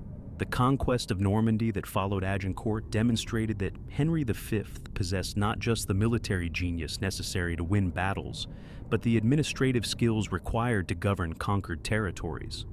The systematic reduction of Norman strongholds, the establishment of English garrisons throughout the duchy, the creation of an administrative system that could extract resources while maintaining local loyalty, all showed that the English had learned the lessons of their earlier continental adventures. The Treaty of Troy in 1420, which recognized Henry as heir to the French throne, seemed to promise the realization of English ambitions that had been frustrated for generations. Yet the very completeness of Henry V's triumph contained the seeds of future disaster. The king who had united England behind his French ambitions died at the moment when his achievements seemed most secure, leaving an infant son to inherit territories that could only be maintained through constant warfare. The regency government that was established for Henry VI faced the impossible task of governing two kingdoms whose interests were fundamentally incompatible. The gradual loss of the French territories during the minority revealed how completely English success had depended on the personal authority of individual kings. Sleep now, drift deeper. The story grows long, the centuries heavy with their weight of triumph and tragedy. But we approach the end, the transformation that will carry England from the medieval world into something new. Rest and let the final chapters unfold like dreams. Yet even as English civilization reached this golden age, a new threat was gathering beyond the northern horizon. In the fjords of Norway, the islands of Denmark, and the coasts of Sweden, another warrior people were preparing for expansion. They had perfected the art of shipbuilding, creating vessels that could cross open oceans and navigate shallow rivers. They followed their own gods and lived by their own code. They viewed raiding as a legitimate path to wealth and glory. They were called Vikings, and they were about to change everything. The first sign of the coming storm appeared on June 8, 793, when dragon-prowed ships materialized from the morning mist off the coast of Northumbria. The Vikings who landed on the holy island of Lindisfarne, the very heart of Northumbrian Christianity, were not interested in conversion or negotiation. They came for plunder, and they found it in abundance. The monastery's treasures, accumulated over generations, were seized. The monks who could not flee were killed, the buildings were burned, and then, as suddenly as they had come, the raiders vanished back into the sea. The attack on Lindisfarne shocked the Christian world. How could God allow his holy places to be desecrated by pagans? What sin had the English committed that they should suffer such punishment? Yet the raid was not an isolated incident, but the beginning of a storm that would batter English shores for generations. Let your breathing slow now. Feel yourself drifting deeper into the story, deeper into the past. The monks at Lindisfarne are gone, their prayers silenced, their books scattered. But the story continues, as it always does, as it always must. The wheel of time turns, and we turn with it, moving from light to darkness to light again. Norman conquest and the remaking of England. The crisis began in the 980s, when renewed Viking attacks shattered the peace that England had enjoyed for a generation. But these new raids were different from the earlier ones. The attackers were better organized, better equipped, and better led. They came not from Norway or the Danelaw, but from Denmark, where strong kings had united the various tribes into a powerful state. These were not pirates seeking quick plunder, but professional armies pursuing strategic conquest. King Ethelred II, who came to be known as the Unready, though the nickname actually meant ill-counseled, faced challenges that would have tested even the most capable ruler. The burden of constant warfare exhausted the kingdom's resources and demoralized its people. The old spirit of resistance that had driven men to fight at Edington seemed to have dissipated, replaced by a weary acceptance of defeat. When King Svein of Denmark landed with his armies, he found a kingdom that had lost the will to defend itself. The conquest of England by Svein and his son Sinut marked the end of the Anglo-Saxon period, but not the end of English civilization. The Danish rulers, recognizing the value of existing institutions, largely preserved the administrative and legal systems they had inherited. Canut's reign, from 1016 to 1035, demonstrated that effective kingship transcended ethnic boundaries. He ruled England with justice and efficiency, maintaining English laws and customs, while bringing England into a North Sea empire that included Denmark and Norway. But the Danish dynasty proved unstable. Canut's sons lacked his political skills and could not hold together the empire he had built. When they died without heirs, the English nobility restored the ancient line of Wessex to the throne. Edward the Confessor, who ascended in 1042, was the great-great-great-grandson of Alfred the Great. His accession seemed to promise a return to English traditions, but the reality proved more complex.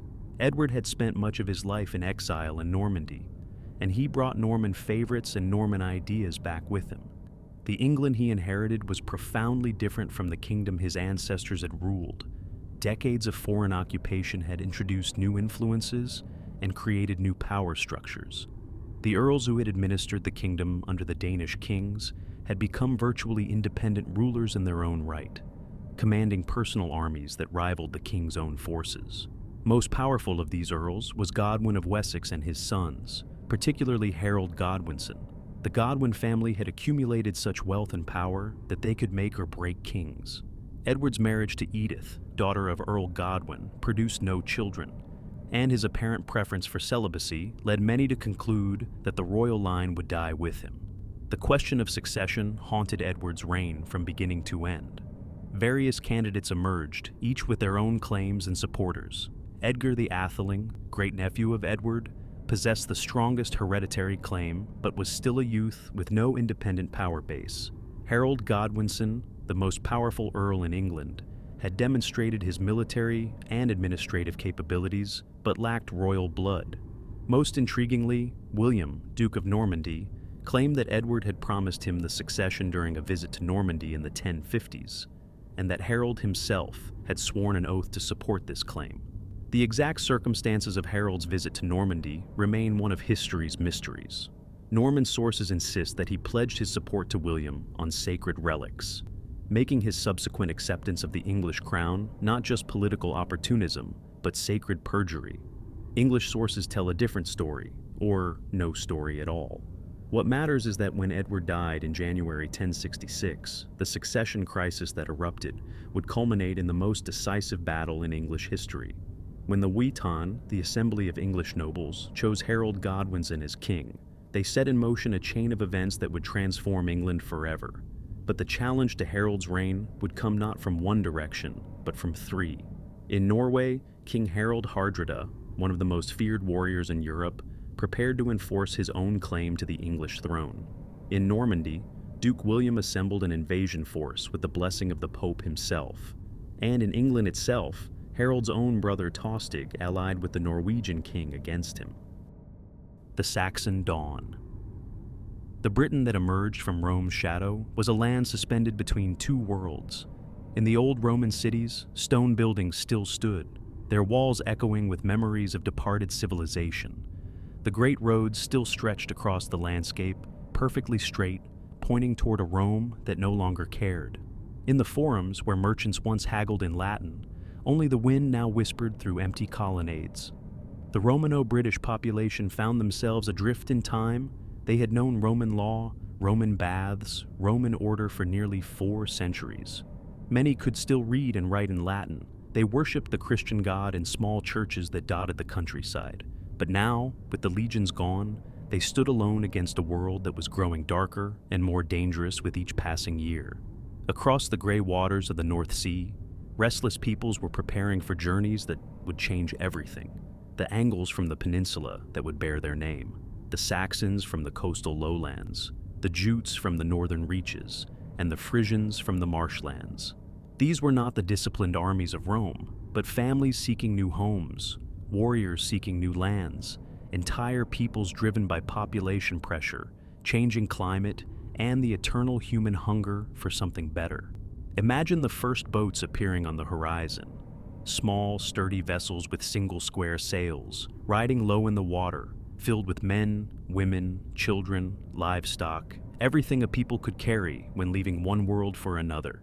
They came not in a single invasion wave, but gradually, over decades and generations, settling along the eastern coasts first, then slowly pushing inland, up the rivers, into the fertile valleys. The newcomers brought their gods with them. Woden, the All-Father, who wandered the world seeking wisdom. Thunor, whose hammer strikes became thunder. Tiw, the god of law and war. Frigg, the goddess of home and hearth.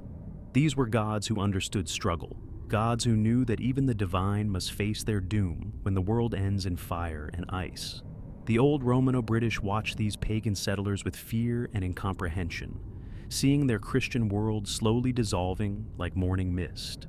But not all the Romano-British fled or submitted. Some fought back. In the hills of Wales and Cornwall, in the southwestern kingdoms, resistance took root. war leaders emerged, rallying their people with promises that the old ways could be preserved, that Christian civilization need not perish from this island. It was in this time of desperate resistance that the legends of Arthur first took shape, not the shining knight of later romance, but something older, darker, more desperate. A war leader, perhaps, or the collective memory of many such leaders, fighting battle after battle against the advancing tide of pagan settlement. Picture these battles, not the grand affairs of later centuries, but desperate struggles between shield walls, men fighting on foot with spear and sword and axe, the Romano-British trying to hold back the future itself. Sometimes they won. The Battle of Mountbatten, fought perhaps around 500 AD, may have been such a victory, buying the British kingdoms a generation of peace. But the peace could not last. The future belonged to the newcomers, to those who could adapt to a world without Rome. By the year 600, the transformation was nearly complete. Where Roman Britain had stood, a new world was emerging. Not one kingdom, but many. Northumbria in the north, stretching from the Humber to the Forth. Mercia in the Midlands, eventually becoming the most powerful of all the English kingdoms. East Anglia, wedged between the sea and the fenlands. Essex, Sussex, and Wessex, kingdoms of the East, South, and West Saxons. Kent, where the Romano-British influence remained strongest.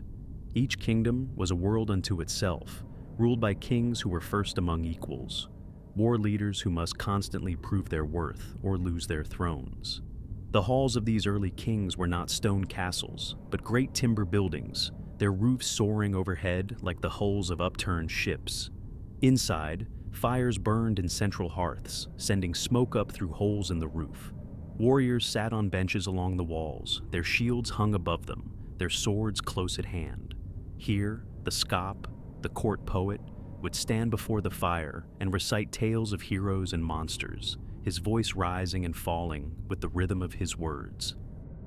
The financial crisis that resulted from these military failures forced Edward to summon Parliament with unprecedented frequency, creating opportunities for the Commons to assert their authority in ways that would have been unthinkable under his predecessors. The representatives of shires and boroughs, who had once merely approved royal requests for taxation, began to present petitions, to demand redress of grievances, to insist that their consent was necessary for any significant governmental action. The rise of Thomas of Lancaster as the effective ruler of England during the middle years of Edward's reign demonstrated both the possibilities and the limitations of baronial government. The king's cousin, who controlled vast territories in the north and commanded the loyalty of a significant portion of the nobility, possessed the resources and the authority to challenge royal power directly. Yet Lancaster's rule proved as arbitrary and ineffective as Edward's had been, revealing that the problems of medieval government extended far beyond the character of individual rulers. The murder of Piers Gaveston in 1312, carried out by a group of barons who had grown tired of constitutional restraints, marked a turning point in English political culture.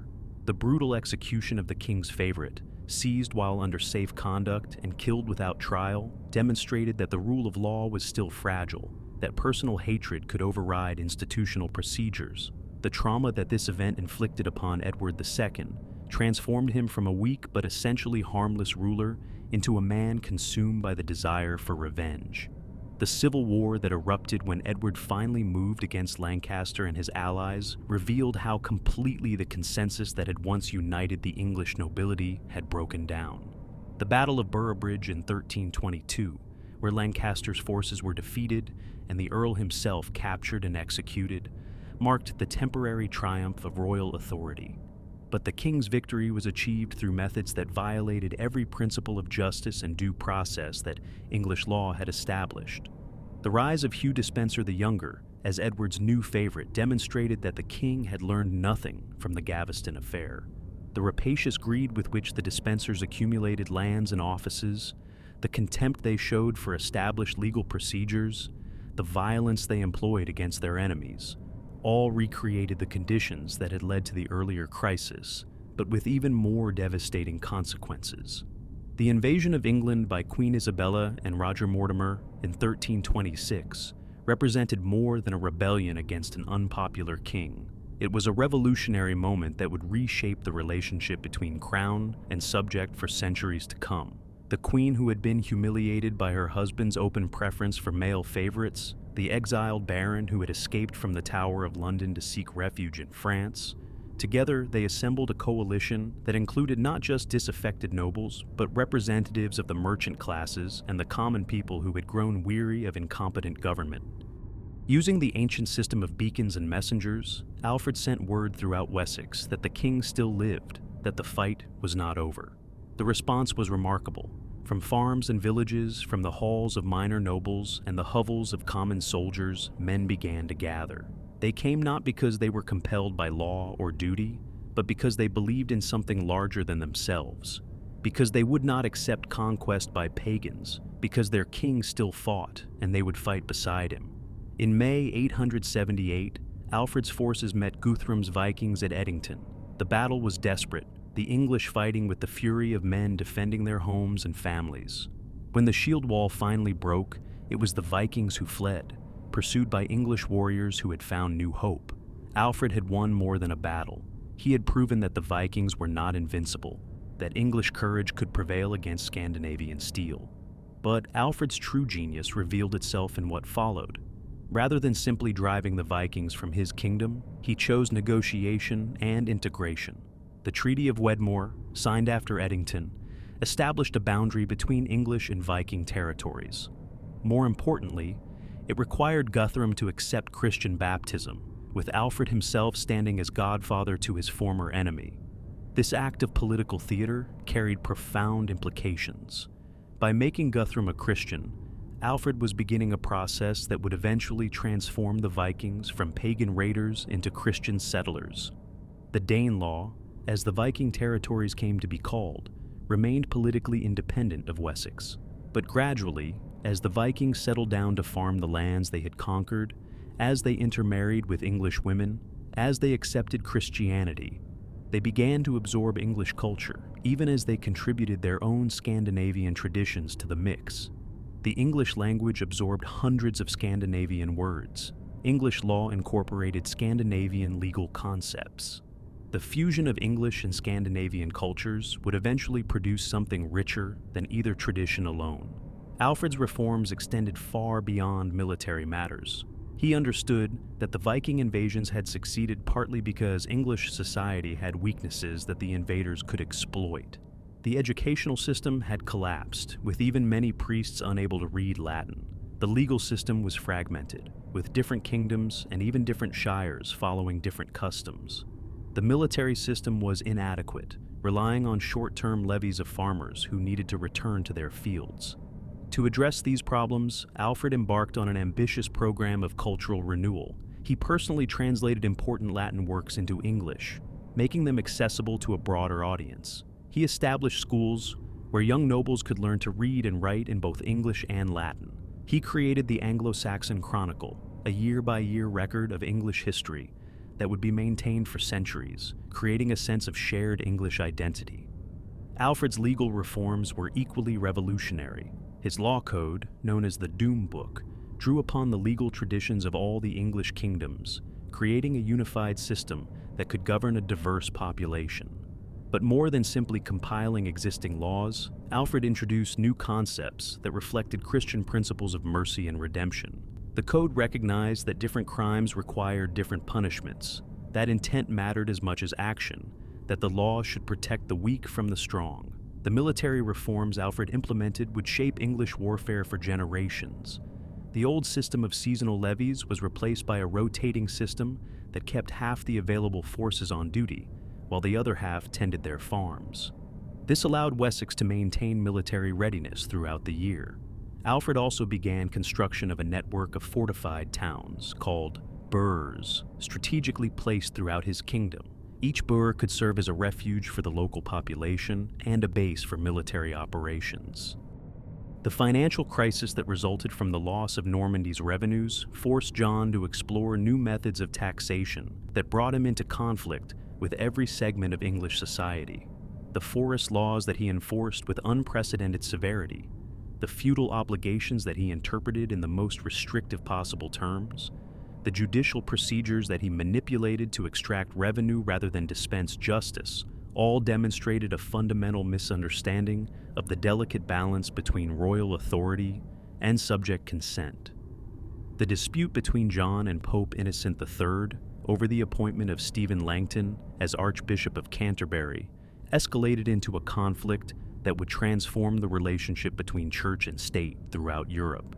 The interdict that the Pope placed on England, forbidding the celebration of Mass and the administration of sacraments, created a spiritual crisis that affected every level of society. The excommunication of John himself, declared in 1209, provided his enemies with a powerful weapon that they would use to justify rebellion and resistance. The baronial opposition that emerged during the later years of John's reign was unlike any previous challenge to royal authority. Led by men like Robert Fitzwalter and Eustace de Vesey, this movement combined practical grievances about taxation and legal procedure with theoretical arguments about the limits of royal power that drew upon both English custom and continental legal theory. The Great Charter that John was forced to seal on June 15, 1215, at Runnymede, represented a revolutionary moment in the history of medieval government. The 63 clauses of this document, hammered out through weeks of negotiation between the king and his barons, established principles that would eventually evolve into the constitutional foundations of English liberty. The famous clause that declared that no free man could be imprisoned or dispossessed except by the lawful judgment of his peers or by the law of the land created a legal framework that would eventually extend protection to all subjects of the crown. But the immediate impact of Magna Carta was to plunge England into civil war. John's repudiation of the charter within months of sealing it, supported by Pope Innocent III, who declared it invalid because it had been extracted by force, demonstrated that even the most solemn agreements could not resolve the fundamental tensions between royal authority and baronial resistance. The Baron's invitation to Louis of France to invade England and claim the throne showed how completely the political consensus that had sustained the Angevin Empire had broken down.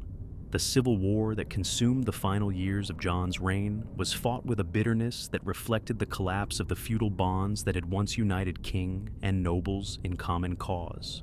John's death at Newark in October 1216, allegedly from dysentery, but possibly from poison, came at the moment when his cause seemed most hopeless.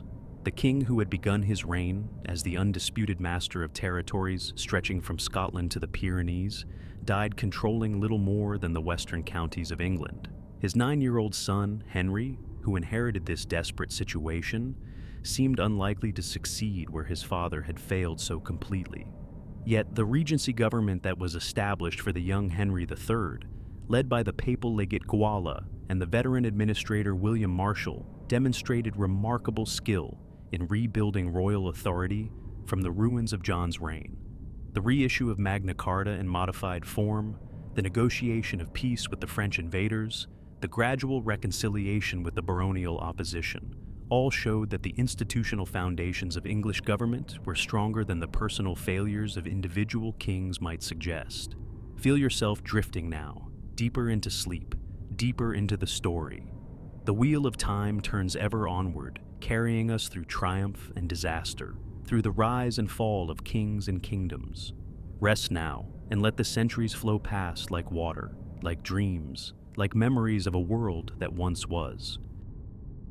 The Angevin Empire and Magna Carta. The young prince who would become Henry I had spent his youth in the shadow of his more martial brothers, learning the subtle arts of administration and diplomacy that would serve him well when fortune finally placed the crown within his grasp. Unlike his predecessors who had ruled through personal charisma and military force, Henry understood that lasting power required institutional foundations that could survive the death of individual kings and the inevitable succession crises that had plagued both Norman and English dynasties. The Charter of Liberties that Henry issued upon his accession in 1100 was more than a political gesture designed to secure noble support during the uncertain early days of his reign. It was a constitutional document that established principles of government that would echo through English history for centuries. By promising to respect the laws of Edward the Confessor, to limit arbitrary exactions, and to govern according to established custom rather than personal whim, Henry was creating a contractual relationship between crown and subjects that represented a fundamental evolution in medieval political thought. The administrative revolution that Henry launched during his 35-year reign transformed the Norman system from a collection of personal relationships into something approaching a modern state. The Exchequer, that great accounting office that took its name from the checkered cloth on which financial calculations were performed, became the nerve center of royal government.